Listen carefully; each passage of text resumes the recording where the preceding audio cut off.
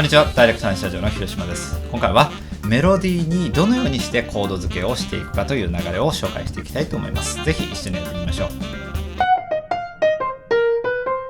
それではやっていきましょう。メロディーにコード付けができるようになっていくと、オリジナル曲が作れるようになります。さらに楽譜など買わなくても、このメロディーはこのコードじゃないかという当たりがつくようになっていきます。どのようにしてメロディーにコード付けをしていくかということなんですが、まず覚えてほしいのが、まずキーの概念ですね。キーというのは C キーのものだったり G キー、また F キーとかいろいろなキーがあります。これはですね、全部で 1,2,3,4,5,6,7,8,9,10,11,12 のキーが存在するんですね。このキーという概念を覚えてほしいことです。これは例えばですね、国で言えば12カ国あると思ってください。例えば、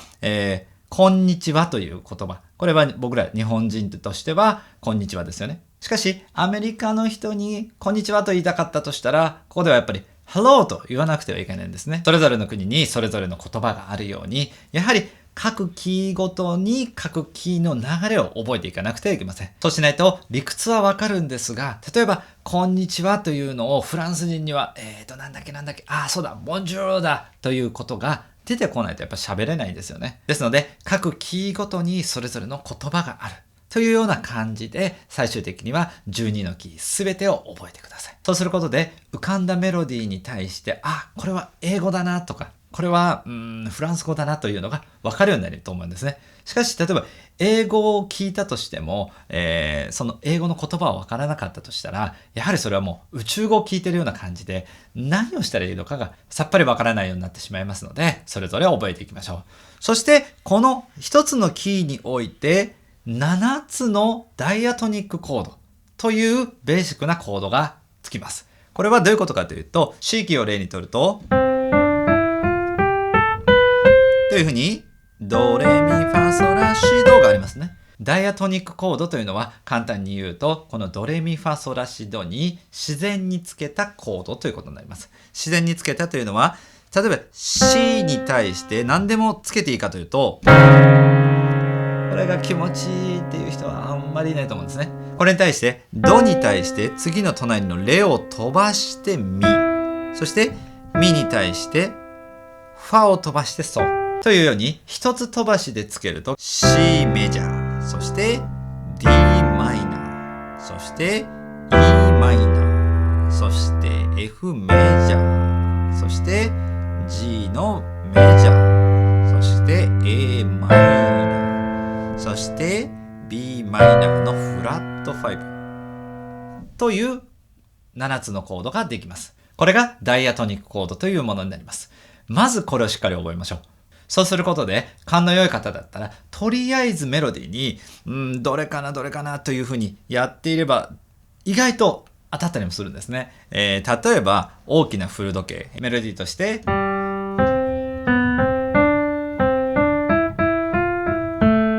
というメロディーがあったとします。じゃあ、とりあえずやってみようかと。大きな、これは C だ。というような形でやっていくのもありだと思います。ただしこれでは勘だけでやってるので、少しちょっと物足りない感じがしますよね。ですので今度はコードに、性格を持たせてあげましょう。ということは、コードにもやはり役割がありますので、その役割を知るということが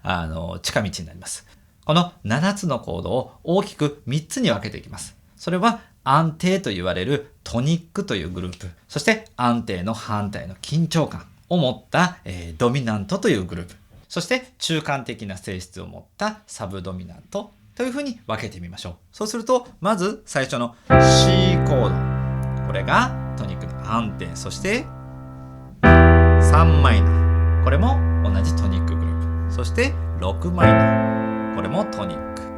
のグループに入れていきます。ただし、1の C がメイン、そしてこの、E マイナーと A マイナー、これは代理として同じトニックのグループに入れてあげましょう。そうすることによって、メインではないんだけれども、ちょっと安定とか、一時的な安定というように考えられるようになると思います。そして緊張感を持ったコード、これが5のコードになります。G コード。そして同じく、b マイナーのフラット5という形。ただしですね、これは実際にはこの形で使うというよりは、このように B 分の G などというふうに使うことも多いです。そして、中間的なコード。これがサブドミナントという F のコード。そして同じく代理になるのが d マイナー、2のマイナーになります。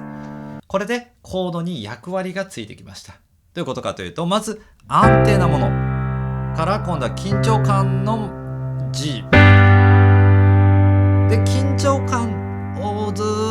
とこのままでいられるかというと、やっぱ緊張感だけなので嫌な感じですよね。これは気をつけ例ですけど、ダーンダーンと言われたら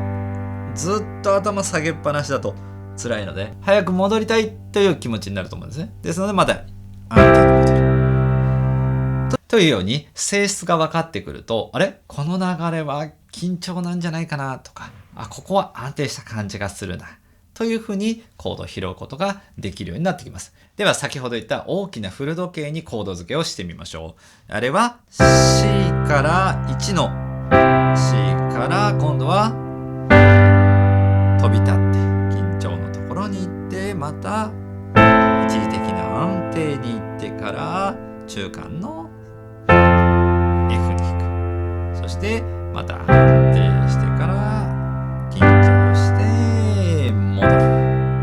という流れになります。そうすると大きなのこのフル時計、おじいさんの時計という感じになります。そしてコードの性質が分かっておくとアレンジもできるようになってきます。どういうことかというと、このおじいさんの生まれた朝に買ってきた時計さという部分がありますよね。ここでいろいろなコード付けの可能性が見えていきます。まずシンプルにやると C から F、C、C。これでおじいさんの生まれた朝に買ってきた時計さという感じになります。しかしここで先ほど言った1の、グループで安定だけれども、これだけじゃちょっとつまらないからということで、安定の中の代理のコードをちょっと使うということも可能になります。そうすると1から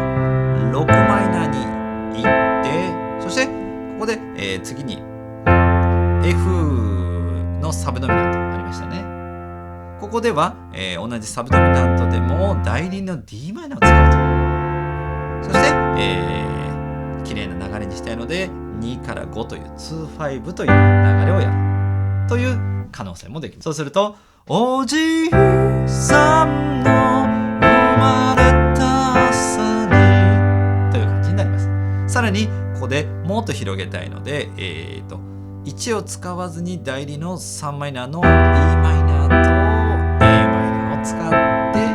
また、2のマイナーから G とするとおじいさんの生まれた朝に買ってきた時計さというふうに随分先ほどと変わりましたね。最初の流れがおじいさんの生まれた朝に買ってきた時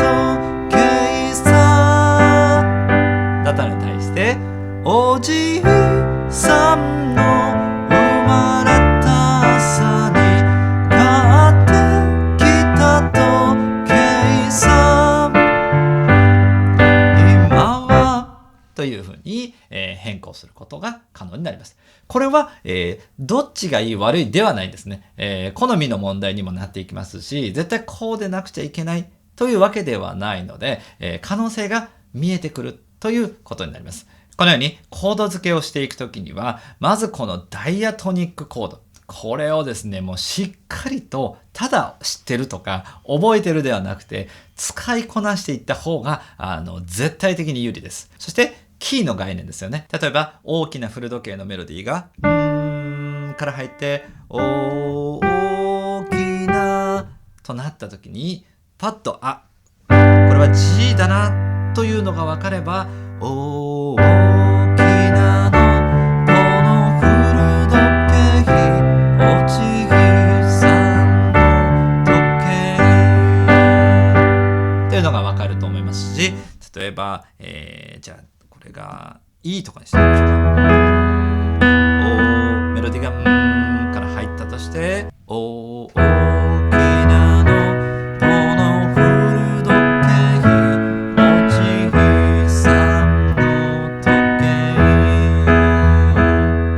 というように12のキーそれぞれでダイアトニックコードをちゃんと使いこなせるようになることがまずメロディーに対してコード付けをしていく第一のポイントになっていきます。これが慣れていったらですね、だいたい曲の7割と言ったらちょっと言い過ぎかもしれないですけど、6割以上はだいたい可能だと思います。さらに、童謡とかシンプルなポップスだったら、9割ぐらいできるということもあります。ですのでまずは難しい系のものには、ちょっと手を出さずにまずシンプルなものから、いろんなキーで、コード付けをしていくというところから始めてみてください。それでは失礼します。ダイレクトラインスタジオでは体験レッスンを行っております。ギター、ピアノ、ボーカル、そして作詞作曲など一人一人のやりたい内容をマンツーマンで丁寧に教えます。ピアノ弾き語り教室のホームページから体験レッスンを受け付けています。ぜひご応募お待ちしております。